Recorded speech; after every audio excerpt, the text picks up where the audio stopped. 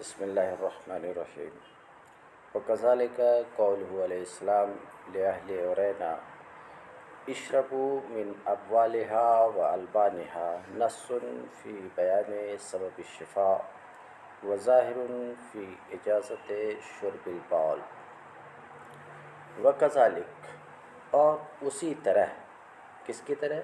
سابق کی طرح ہے۔ کس سلسلے میں سابق کی طرح ہے؟ نص اور ظاہر کے درمیان مقابلے میں۔ اصل بات سنو۔ گفتگو یہ چل رہی تھی کہ نص اور ظاہر کے درمیان فرق واضح ہوتا ہے مقابلے کے وقت۔ کیا مطلب؟ نص اور ظاہر میں جس وقت مقابلہ ہوتا ہے اس وقت دونوں کے درمیان فرق صاف صاف دکھائی دیتا ہے۔ بات سمجھ رہے ہیں؟ اس کی ایک مثال گزر چکی، ایک اور مثال یہاں پر دی جا رہی ہے، اور اس مثال کے ذریعے سے یہ بات واضح کرنے کی کوشش کی جا رہی ہے کہ دیکھو، مقابلہ کے وقت، ان دونوں کے درمیان مقابلہ کے وقت فرق واضح ہو رہا ہے۔ اب کیا کن دونوں کے درمیان؟ تو آپ صلی اللہ علیہ وسلم کا یہ ارشاد، اشربوا من ابوالها والبانها، ذرا اس کا پس منظر سنو۔ عرینا ایک قبیلہ ہے۔ عرینا کے لوگ مدینہ آئے تو یہاں کی آب و ہوا ان کو سوٹ نہیں کی، سمجھ رہے ہیں؟ سوٹ نہیں کی، بیمار ہوئے، بکثرت بیمار ہوئے۔ بات سمجھ رہے ہیں؟ بکثرت بیمار ہوئے تو حضور صلی اللہ علیہ وسلم سے انہوں نے شکایت کی کہ یہاں کی آب و ہوا ہمیں سیٹ نہیں ہو رہی ہے۔ بات سمجھ رہے ہیں؟ اور طبیعت، صحت بگڑ رہی ہے۔ تو آپ صلی اللہ علیہ وسلم نے اہل عرینا کو فرمایا، اشربوا من ابوالها والبانها، یہ جو صدقے کے اونٹ پڑے ہوئے ہیں، سمجھ رہے ہیں؟ ان کے پیشاب اور ان کے دودھ کو پیو۔ بات سمجھ رہے ہیں؟ تو یہ قول جو لایا گیا ہے، سن رہے ہیں؟ آپ صلی اللہ علیہ وسلم کا یہ فرمان، اشربوا من ابوالها والبانها، سمجھ رہے ہیں؟ یہ کس لیے لایا گیا؟ کہ اس سے تمہیں شفا ملے گی، تمہاری صحت ٹھیک ہو جائے گی۔ بات سمجھ رہے ہیں؟ یعنی اس میں تمہارے لیے شفا ہے۔ یہی اس کلام سے مقصود ہے اور یہ اس کلام کا مدلول بھی ہے۔ تو اس سلسلے میں رسول اللہ صلی اللہ علیہ وسلم کا یہ فرمان، اشربوا من ابوالها والبانها، سمجھ میں آ رہی ہے بات؟ تو رسول اللہ صلی اللہ علیہ وسلم کا یہ فرمان، اشربوا من ابوالها والبانها، نص ہے۔ کس سلسلے میں نص ہے؟ بولو۔ شفا کے بیان میں ہے۔ سن رہے؟ اس میں نص ہے۔ اور نبی کریم صلی اللہ علیہ وسلم کا یہی ارشاد ظاہر ہے اس بات میں۔ کس بات میں ظاہر ہے؟ کہ پیشاب اونٹ کا پینا جائز ہے۔ کیوں؟ کیونکہ آپ صلی اللہ علیہ وسلم نے کیا فرمایا؟ اشربو، کیا پلو، سمجھ رہے ہو؟ امر ہے، اور امر کا کم سے کم موجب تو اباحت ہوتا ہے۔ امر کا کم سے کم موجب کیا ہے؟ اباحت ہے۔ تو اونٹ کے پیشاب کے، بات سمجھ رہے ہیں، پینے کے مباح ہونے کے سلسلے میں، جائز ہونے کے سلسلے میں نبی کریم صلی اللہ علیہ وسلم کا یہ ارشاد ظاہر ہے۔ کیوں؟ کیونکہ یہ اشربو کا مدلول ہے، اشربو من ابوالها کا مدلول ہے، مگر یہ مقصود نہیں ہے۔ مقصود تو شفا کا بیان ہے۔ تو نبی کریم صلی اللہ علیہ وسلم کا یہ ارشاد شفا کے بیان میں نس ہے، شفا کے بیان میں نس ہے، اور اجازت شرب بول کے سلسلے میں ظاہر ہے کہ بول کا پینا جائز ہے، اس سلسلے میں ظاہر ہے۔ سن رہے ہو؟ پہلے اتنا دیکھو پھر آگے بڑھیں گے۔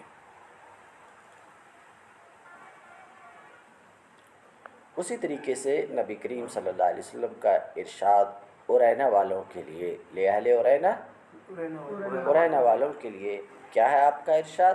اشربوا من ابوالها و البانها، ترجمہ تو سن ہی چکے۔ تو نبی کریم صلی اللہ علیہ وسلم کا یہ قول نص ہے شفا کے سبب کے بیان میں، شفا کے سبب کے بیان میں نص ہے کہ ٹھیک ہے، وظاہر فی اجازت شرب البول، اور شرب بول کی، شرب بول سمجھ رہے ہو؟ شرب بول کی اجازت کے سلسلے میں نبی کریم صلی اللہ علیہ وسلم کا یہ قول ظاہر ہے۔ تو ظاہر کس سلسلے میں ہے؟ کہ بول کا پینا جائز ہے، سمجھ رہے ہو؟ سنو اتنے ہی، اسی پوائنٹ کو لو، بول کا پینا جائز ہے، سن چکے؟ تو نبی کریم صلی اللہ علیہ وسلم کا یہ ارشاد اشربوا من ابوالها، آگے کو رہنے دو۔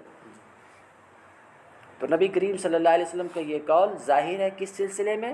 کہ بول کا شرب جائز ہے، بول کا پینا اس سلسلے میں ظاہر ہے۔ اب ایک اور ارشاد نبی کریم صلی اللہ علیہ وسلم کا وہ اپنے سامنے رکھو تو، کہ آپ صلی اللہ علیہ وسلم نے یہ فرمایا استنزہوا من البول فإن عامۃ عذاب القبر من، کیا؟ استنزہوا من البول فإن عامۃ عذاب القبر منہ، کچھ سمجھ میں آ رہا ہے؟ سنو، پیشاب سے بچو، استنزہوا من البول، بول سے بچو، کیوں؟ کیونکہ زیادہ تر عذاب قبر پیشاب کی وجہ سے ہے۔ اب نبی کریم صلی اللہ علیہ وسلم کا یہ جو ارشاد آیا، اس سے مقصود کیا ہے؟ کہ بول سے بچنا واجب، پیشاب سے بچنا واجب، کیوں؟ نہ بچنے کی صورت میں عذاب قبر کی مستحق ہوتے، زیادہ تر عذاب قبر اس کی وجہ سے۔ تو نبی کریم صلی اللہ علیہ وسلم کا یہ ارشاد استنزہوا من البول الی آخرہ، سمجھ رہے ہیں؟ پیشاب سے بچنے کے سلسلے میں کیا ہے؟ نص ہے۔ سن رہے ہو؟ اتنا دیکھو تو کہتے ہیں، اور آپ صلی اللہ علیہ وسلم کا ارشاد استنزہوا من البول فإن عامۃ عذاب القبر منہ، نص ہے بول سے احتراز کے وجوب میں، اس سلسلے میں کیا ہے؟ نص ہے۔ اب یہ ہے کہ پیشاب سے بچنا واجب، پیشاب سے بچنا واجب، بات سمجھ رہے ہیں؟ تو یہ حدیث اس بات کو بتا رہی ہے، سمجھ رہے ہیں؟ یہ حدیث کہ پیشاب سے بچنا واجب، اور اس سلسلے میں یہ حدیث نص ہے، اور پچھلی حدیث یہ بتا رہی ہے کہ شرب جائز ہے، شرب جائز ہے، اور پچھلی حدیث شرب کے جواز کے سلسلے میں ظاہر ہے۔ تو شرب جائز ہے، پینا جائز ہے، یہ اس حدیث کے ظاہر سے ثابت ہے، اس بات میں وہ حدیث ظاہر ہے۔ تو پینا جائز ہے یہ ظاہر، اور پینا حرام ہے، پینا اس سلسلے میں یہ نص، کیونکہ بچنا واجب ہے، بات سمجھ رہے کہ نہیں؟ تو پینا حرام ہے، اس سلسلے میں یہ نص، تو ظاہر اور نص میں یہاں پر کیا ہوا؟ تعارض ہوا، مقابلہ ہوا۔ تو ایسی صورت میں ترجیح کس کو ہوگی؟ نص کو ترجیح ہوگی، یعنی نص پر عمل کیا جائے گا، ظاہر کو چھوڑ دیا جائے گا۔ تو اس دوسری حدیث پر عمل ہوگا، پہلی حدیث کو چھوڑ دیا جائے گا۔ کچھ سمجھ میں بات آئی؟ تو نص کو ظاہر پر ترجیح ہوگی۔ نص کیا ہے؟ کہ پیشاب سے بچنا واجب ہے، ظاہر کیا ہے؟ کہ پیشاب کا پینا جائز ہے۔ تو حدیث سے جو ظاہر طور پہ ثابت ہے، جو ظاہر ہے وہ یہ ہے کہ پینا جائز ہے، اور نص کیا ہے؟ کہ پینا حرام ہے۔ تو دونوں کے درمیان مقابلہ ہوا کہ نہیں؟ تو نص پر عمل ہوگا اور ظاہر کو چھوڑ دیا جائے گا. فلا یحل شرب البول اصلا، تو پیشاب کا پینا بالکل ہی جائز نہیں ہوگا. یہ بات سمجھ میں آئی؟ مقابلہ ہوا ظاہر اور نص کے درمیان. ظاہر اور نص میں مقابلہ ہو تو ترجیح کس کو ہوگی؟ نص کو ترجیح ہوگی. ظاہر کو چھوڑ دیا جائے گا. اور نص کیا ہے کہ پینا حرام ہے. بات سمجھ رہے ہیں؟ اسی کو کہتے ہیں فلا یحل شرب البول اصلا، تو پیشاب کا پینا بالکل حلال. اتنا سمجھ گئے؟ یہ بات جو سمجھائی جا رہی ہے کہ فرق دونوں کے درمیان مقابلہ کے وقت ظاہر ہوگا. اب تک 2 مثال ہو چکی ہے، اب ایک اور مثال سے یہی بات سمجھائی جا رہی ہے. سمجھ رہے ہیں کہ دیکھو آپ صلی اللہ علیہ وسلم کا ارشاد ہے ما سکت السما ففیہ العشر. ما سکت السما ففیہ العشر، وہ کھیتی جو بارانی پانی سے سیراب ہوئی ہے، آسمانی پانی سے سیراب ہوئی ہے. سمجھ رہے ہیں؟ یہ بات سمجھ میں آ رہی ہے؟ وہ کھیتی جو آسمانی پانی سے سیراب ہوئی ہے، ایسی پیدوار میں کیا ہے؟ 10واں حصہ ہے. جو ہمارے یہاں کھیتی ہوتی ہے تو عام طور سے ہم دیکھتے ہیں کبھی تو بارش ہوتی ہے اور کھیتی ہو جاتی ہے، الگ سے کسان کو سینچائی نہیں کرنی پڑتی. سمجھ رہے؟ ایک تو اس طرح کی کھیتی ہوتی ہے. دوسرے یہ کہ بارش نہیں ہوتی ہے تو سینچائی کرتے ہیں، مشین وغیرہ بور وغیرہ لگا کر کے اس کی سینچائی کرتے ہیں. سمجھ رہے؟ تو دونوں کا حکم الگ الگ ہے. سینچائی کر کے جو کھیتی ہوئی ہے اس کا حکم الگ ہے، اور آسمانی پانی سے جو کھیتی ہوئی ہے اس کا حکم الگ ہے. تو بارش کے پانی سے جو کھیت سیراب ہوئی ہے اس کا کیا حکم ہے؟ تو آپ صلی اللہ علیہ وسلم فرماتے ہیں ففیہ العشر، اس میں جتنا کچھ پیدا ہوا ہے اس میں 10واں حصہ نکالنا ہے. مثال کے طور پہ ایک کسان کے یہاں 10 کنٹل گیہوں پیدا ہوا، بات سمجھ رہے کہ نہیں، اور اسے سینچائی نہیں کرنی پڑی ہے بلکہ بارش کے پانی سے وہ کھیتی تیار ہو گئی. تو اب اس کھیتی میں سے کتنا نکالنا ہے؟ 10واں حصہ، یعنی 10 کنٹل میں سے 1 کنٹل. سمجھ رہے ہو؟ اتنا تو سمجھ گئے؟ اتنا سمجھ گئے؟ آپ صلی اللہ علیہ وسلم کا ارشاد ہے ما سکت السما، وہ کھیتی جس کو آسمان نے سیراب کیا، وہ زمین جس کو آسمان نے سیراب کیا، اس میں عشر ہے. اس میں عشر ہے، اس کا مطلب سمجھ گئے؟ جو کچھ پیدا ہوا اس کا 10واں حصہ. عشر 10واں. یہ بات سمجھ میں آئی؟ تو آپ صلی اللہ علیہ وسلم کا یہ ارشاد نص ہے عشر کے بیان میں. یہ جو لایا گیا ہے آپ صلی اللہ علیہ وسلم کا کہ ایسی پیدوار میں، پیدوار سمجھ رہے ہو؟ زمین سے جو چیز ہوتی ہے، ایسی پیدوار میں کیا ہے؟ عشر 10واں حصہ ہے. اسی بات کو بتانے کے لیے یہ حدیث آئی ہے. اس حدیث سے یہی مقصود ہے اور یہ مدلول بھی ہے. تو اس سلسلے میں عشر کے بیان میں یہ نص ہے. عشر کے بیان میں تو نص کس سلسلے میں ہے کہ کھیت سے جو بھی چیز زمین ایک ہی چیز ہے، زمین سے جو بھی چیز پیدا ہوئی طرح لے کے اس زمین کو آسمانی پانی نے سیراب کیا، اس میں کیا ہے؟ 10واں حصہ. اب یہ بات زمین سے پیدا ہونے والی چیز، آسمانی پانی سے زمین سے پیدا ہونے والی چیز میں عشر ہے. بس میرے یہ گیہوں، چنا، دھان، یہ سب کو شامل ہے، سبزی کو بھی شامل ہے، کیونکہ سبزی بھی تو زمین ہی سے پیدا ہوتی، کیا کہیں اور سے. تو اگر وہ بھی آسمانی پانی سے اس کی افزائش ہوئی اور تیار ہوا، سبزی بھی اس طریقے سے تیار ہوئی، تو اس میں بھی کیا ہوگا کہ نہیں ہوگا. تو آپ صلی اللہ علیہ وسلم کے یہ ارشاد جو ابھی تک ہم پڑھ چکے ہیں، ما سکت السما الی آخری، یہ نص ہے کس سلسلے میں؟ عشر کے بیان میں. اب ایک اور ارشاد آپ صلی اللہ علیہ وسلم کا موجود ہے، ذرا اس کو بھی دیکھو. اور آپ صلی اللہ علیہ وسلم کا یہ ارشاد لیس فی الخضروات صدقہ، سبزیوں میں صدقہ نہیں ہے. सब्जियों में सदका नहीं। सुन रहे हो? तो देखने में ये लगता है कि इस हदीस और पहली वाली हदीस के दरमियान तारुज़ है कि पहली वाली हदीस तो बता रही कि सब्ज़ी हो कि गेहूँ हो, सब में उश्र है। बोलो भाई, सब में। और ये हदीस इस बात को बता रही है कि सब्ज़ी में उश्र नहीं है। बात समझ रहे हो? इतनी सी बात तो समझ चुके। मगर हम तुमसे पूछेंगे, ये जो कह रहे हो कि ये हदीस बता रही है कि सब्ज़ी में उश्र नहीं है, ये किस तौर पे बता रही है? यहाँ पर है लैसा फिल खज़रवात सदका, उश्र का लफ्ज़ तो नहीं आया है। बोलो भाई, उश्र का लफ्ज़ तो नहीं है, सदका का लफ्ज़ आया। और सदका सदक़े नाफिला को भी शामिल है, ज़कात को भी शामिल है और उश्र को भी शामिल है।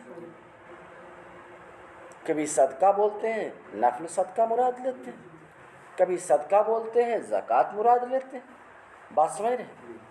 तो अब यहाँ पर सदका से अगर उश्र मुराद लिया जाएगा तो तावील ही के ज़रिया तो लिया जाएगा। किसके ज़रिए से? तावील के ज़रिए से। तो सब्ज़ी में उश्र नहीं है, सब्ज़ी में, ये तो मुअव्वल हुआ।